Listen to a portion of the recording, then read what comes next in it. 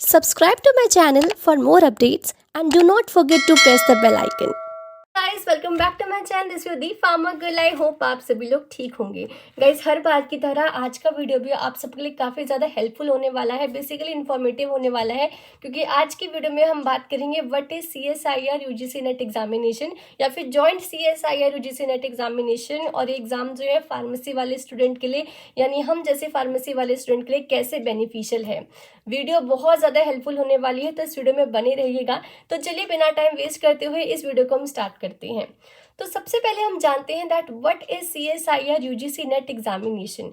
सो अगर मैं आपको CSIR की फुल फॉर्म बताऊं तो वो है हमारा council of scientific and industrial research. तो आपको नाम से ही लग रहा है समथिंग रिलेटेड टू रिसर्च। तो यस गाइस, तो ये जो हमारा एग्जाम होता है, अगर आप अपना करियर एज अ GRF जिसको हम कहते हैं जॉइंट रिसर्च फेलोशिप या फिर PhD प्रोग्राम में आप एडमिशन लेना चाहते हैं या फिर आप असिस्टेंट प्रोफेसर बनना चाहते हैं, लेक्चरर बनना चाहते हैं, तो ये एग्ज़ाम आपके लिए काफ़ी ज़्यादा यूज़फुल होने वाला है। क्योंकि अगर आप इसको क्रैक कर लोगे तो आपको फेलोशिप तो ज़रूर मिलेगी, आपको जॉइंट रिसर्च फेलोशिप मिलेगी अगर आप JRF का एग्ज़ाम क्लियर करते हो। इसके अंदर अगर आप PhD में क्लियर करते हो तो आपको PhD के लिए एक अच्छा इंस्टीट्यूट मिलेगा, आपको PhD करने के लिए एक अच्छी यूनिवर्सिटी ऑफर होगी जहाँ से आप अपनी PhD कर सकते हो। और उसके साथ साथ आपको फेलोशिप भी मिलेगा अच्छा खासा, क्योंकि जब भी आप कोई गवर्नमेंट एग्जाम क्रैक करते हो ना related to fellowship related to PhD, तो आपको उसका अच्छा खासा स्टाइफंड मिलता है। ठीक है। और इस एग्ज़ाम का ये खास बात है कि अगर आप एग्ज़ाम को क्लियर करते हो तो आप assistant professor as a lecturer बड़ी बड़ी यूनिवर्सिटीज़ में अच्छी इंस्टीट्यूशन में आप लग सकते हो। ठीक है। तो बेसिकली ये हमारा ये एग्ज़ाम होता है। और अगर मैं बात करूँ ये एग्ज़ाम हमारा कब होता है, and one more thing about this exam is कि ये एग्ज़ाम हमारा साल में 2 बार होता है। एक बार ये एग्ज़ाम हमारा जून में होता है और एक बार ये एग्ज़ाम हमारा दिसंबर में होता है। जैसे कि आपने अभी भी देखा होगा कि दिसंबर में NTA ने निकाल दिया है कि इसका एग्ज़ाम कब है। ठीक है, सबमिशन डेट वगैरह बता दी है। तो एक बार इसके फॉर्म जून में निकलते हैं, एक बार इसके फॉर्म हमारे दिसंबर में निकलते हैं। अगर मैं इस एग्ज़ाम के बारे में और इन्फॉर्मेशन की बात करूँ तो ये जो हमारा एग्ज़ाम होता है ये 180 मिनट्स का होता है, यानी ये हमारा 3 घंटे का एग्ज़ाम होता है। और ये हमारा कंप्यूटर बेस्ड एग्ज़ाम है। एंड वन मोर थिंग, ये जो हमारा एग्ज़ाम होता है ये आपका साल में 2 बार होता है। एक बार इसके फॉर्म जून में निकलते हैं और एक बार इस एग्ज़ाम के फॉर्म दिसंबर में निकलते हैं। जैसे कि आपने अभी देखा होगा कि NTA ने इसके दिसंबर वाले फॉर्म्स हमारे निकाल दिए हैं। और अभी हम एग्जाम की जो सब्जेक्ट है वो एंड में डिस्कस करेंगे वीडियो के। ठीक है। तो अब हम बात कर लेते हैं कि ये जो एग्जाम है ये आपका फार्मेसी वालों के लिए कैसे बेनिफिशियल है।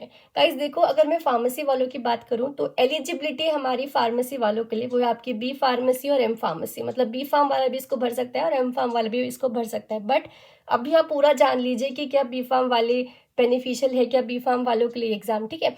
तो मैं आपको अच्छे से बताती हूँ, तो प्लीज़ अब सुनना। ठीक है। तो जो B फार्मेसी वाले स्टूडेंट है वो JRF यानी जूनियर रिसर्च फेलोशिप के लिए एलिजिबल है इसको भरने के लिए। ठीक है। वो बस आपके JRF वाले प्रोग्राम के लिए एलिजिबल हैं जिसको हम जूनियर रिसर्च फेलोशिप कहते हैं। और जो बाकी M फार्म वाले हैं वो आपके JRF, वो आपके PhD एंड वो एज ए असिस्टेंट प्रोफेसर भी इसको भर सकते हैं। ठीक है। एंड अब आपको लग रहा होगा कि जूनियर रिसर्च फेलोशिप मिल रही है B फार्मेसी के बाद, तो चलो भाई ये एग्ज़ाम क्रैक करते हैं। बट गाइस देखो, it's not that much easy. उन्होंने लिख तो दिया है कि हम B फार्मेसी वाले भी एलिजिबल हैं, but there is a competition कि अगर एक नॉर्मल B फार्मेसी वाला स्टूडेंट जिसने अभी अभी B फार्मेसी करी है, अभी अभी उसने B फार्मेसी किया है और उसका ही नेट उसका ही नेट क्लियर हो गया, मतलब ये जो CSIR UGC नेट वाला एग्ज़ाम था वो क्लियर हो गया, बट उसको उतना बेनिफिशियल नहीं होगा। क्योंकि अगर एक जगह B फार्मेसी वाला स्टूडेंट है, एक जगह M फार्मेसी वाला स्टूडेंट है, तो JRF जिसको हम कहते हैं जूनियर रिसर्च फेलोशिप की जो अपॉर्चुनिटी है वो मोस्ट प्रोबेबली आपके M फार्मेसी वालों को ही मिलेगी। एंड ये मैटर करता है इंस्टीट्यूशन टू इंस्टीट्यूशन। कुछ इंस्टीट्यूशन है जो आपके B फार्मेसी में भी B फार्मेसी को अपॉर्चुनिटी दें, बट ज़्यादातर इंस्टीट्यूशन जो है वो आपके M फार्मेसी वाले जो M फार्मेसी करने के बाद जूनियर रिसर्च फेलोशिप में एडमिशन लेते हैं तो उनको ज़्यादा प्रायोरिटी दी जाती है। ठीक है। तो ये बात है कि B फार्मेसी वालों के लिए एग्ज़ाम इतना ज़्यादा बेनिफिशियल नहीं है। तो मैं आपको सजेस्ट करूँगी या फिर मैं भी खुद को सजेस्ट करूँगी, क्योंकि मैं भी तो अभी कुछ मैं भी तो कुछ करना ही है मेरे को भी, कि हम जो है हम इसको मास्टर्स के बाद देंगे एग्ज़ाम तो ज़्यादा अच्छा रहेगा। ठीक है। एंड येस, अगर आप और जो मास्टर्स वाले हैं वो इस एग्ज़ाम को फॉर अ लेक्चरर के लिए भी दे सकते हैं, फॉर अ पीएचडी प्रोग्राम के लिए भी दे सकते हैं, ठीक है। एंड वन मोर थिंग, मैं गोल्डन चीज़ बताऊं इस एग्ज़ाम की, कि अगर आप एज अ असिस्टेंट प्रोफेसर इस एग्ज़ाम को क्लियर कर लेते हो, मतलब अगर आप असिस्टेंट प्रोफेसर की प्रोफाइल में ये एग्ज़ाम क्लियर कर लेते हो, तो जो वो आपका स्कोर कार्ड है ना असिस्टेंट प्रोफेसर वाला, वो आपका लाइफ टाइम चलेगा।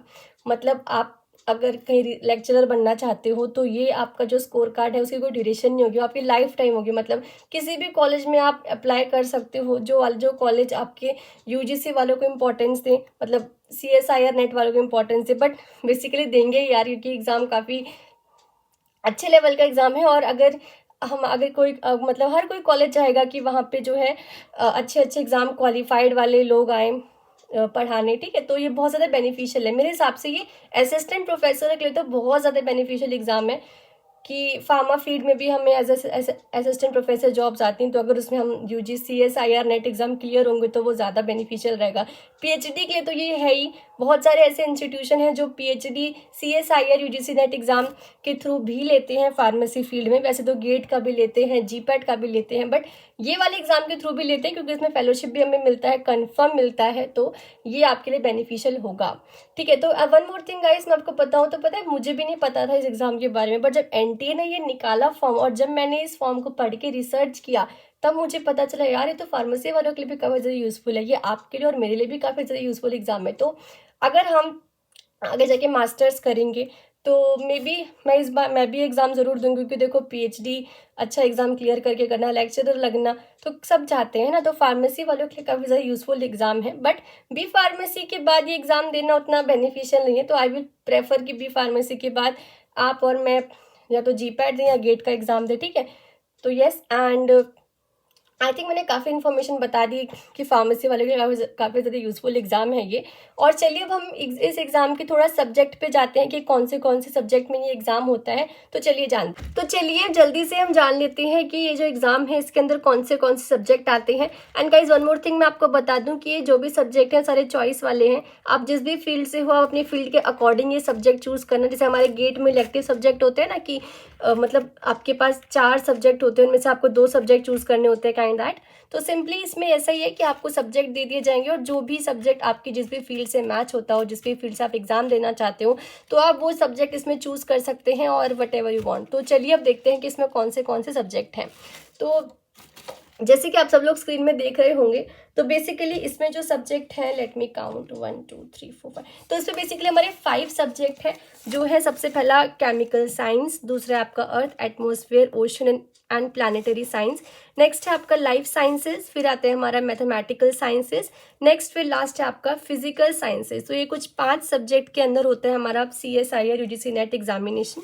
और अगर मैं इसकी आपको फर्दर नॉलेज दूं तो test will be consist of 3 parts. जो हमारा टेस्ट है वो 3 पार्ट हो गए, and all the part will be consist of objective type MCQ। इसमें आपके ऑब्जेक्टिव टाइप MCQ होंगे, and there will be no break in between the paper. मतलब बिटवीन द पेपर में कोई भी ब्रेक नहीं होगा, लगातार आपको एग्जाम देना है। आपका ये 3 घंटे का पेपर हमारा होगा। तो ये कुछ सब्जेक्ट थे हमारे CSIR UGC नेट एग्जामिनेशन के, जो हमें आपको देखना है। और अगर मैं आपको फार्मेसी के लिए बताऊं तो फार्मेसी के लिए परफेक्ट आपका रहेगा कि आप लाइफ साइंस में दें। जैसे हम गेट के लाइफ साइंस का चूज़ करते हैं, तो शायद इसमें भी हम लाइफ साइंस का ही चूज़ करेंगे। सो गाइज यही था इस वीडियो में, मैंने आपको बताया ओवरव्यू कि CSIR UGC नेट एग्जामिनेशन क्या होता है, फार्मेसी वालों के लिए कैसे कितना यूज़फुल है। वैसे तो उसके बारे में बहुत चीज़ें बताने को, अभी तो मैंने सिर्फ शॉर्ट बताया आपको, तो मैं सोच रही हूँ कि मैं मे बी इसके कुछ पार्ट्स लेके आऊँ इस वीडियो के, ठीक है। तो अभी तो इस वीडियो को यहीं एंड करते हैं। थोड़ा बहुत आपको नॉलेज दे दी, आपको पता चल गया कि भाई ये एग्ज़ाम भी होता है, जैसे मुझे पता नहीं था, मे भी काफ़ी सबको नहीं पता होगा, है ना। तो गाइज ये सही था इस वीडियो में। आई होप आपको वीडियो पसंद आए हो। Do not forget to subscribe my channel and do not forget to follow Instagram and Telegram, जिसका लिंक आपको डिस्क्रिप्शन बॉक्स में 100% मिल जाएगा। बाय।